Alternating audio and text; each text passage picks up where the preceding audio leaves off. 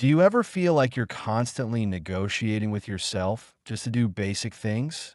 Like brushing your teeth shouldn't require an inner TED talk. And yet, here we are.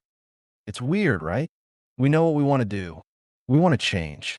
And still, we ghost our goals like they owe us money.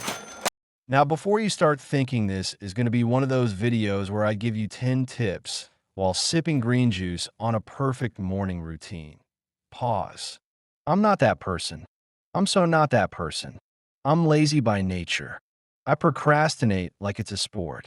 If habit building were a talent show, I'd be the one crying backstage with a snack. But that's exactly why this book, Atomic Habits, hit different for me. I didn't pick it up because I'm already thriving. I picked it up because building any habit has always felt like climbing Mount Everest in flip flops.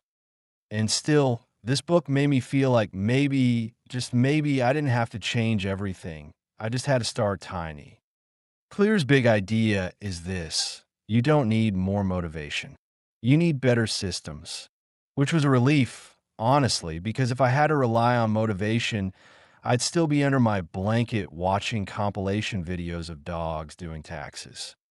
But what really got me wasn't the hacks or the for laws or any of that. It was this sneaky, powerful idea that habits are identity votes. Every time you show up for your future self, even for 2 minutes, you're reinforcing who you are. And I realized, holy crap, I've been voting against myself for years.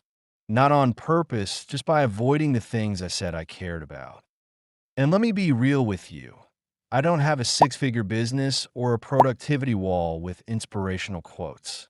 Most of the people making motivational content, they've already made it. They've got the cool setup, the brand deals, the glow-up arc me.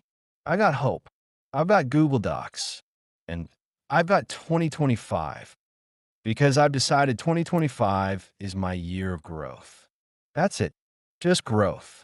Not perfection. Not hustle. Not pretending to be someone I'm not. Just slow, weird, awkward growth. And if that's where you're at, too, good. Let's build from there. So here's how I'm doing it, straight from the book. Step 1, make it stupid easy. My habit is to open my journal. Not write, just open. If I write something, bonus. But the win is showing up because that reinforces the identity. And that identity is, I'm someone who shows up. Step 2, pair it with something I already do. Every morning, I open Spotify. So now, while the lo-fi beats kick in, I do 60 seconds of stretching. Nothing fancy, just movement. But I can feel it rewiring something in me. Step 3, track it casually. I use a sticky note. That's it. No apps. Just a check mark that says, hey, you did the thing again. That visual momentum? Surprisingly powerful. And here's the thing. I'm not telling you to do this. I'm inviting you to try it with me. This isn't a one-way monologue where I act like I've figured life out. I haven't. I'm building the plane while flying it. I'm filming this video while figuring out how to keep my own habits alive. But I'm here, and I want you here too. So today, just try one thing. One tiny action that makes your future self go, oh hey, they showed up for me. Comment below what it's going to be. Seriously, I read them, and I reply like an excited little squirrel because I care. If you're into this kind of let's grow together while being slightly chaotic vibe, hit that like button. Subscribe if you want more content that doesn't pretend to be perfect. I'll keep showing up if you do.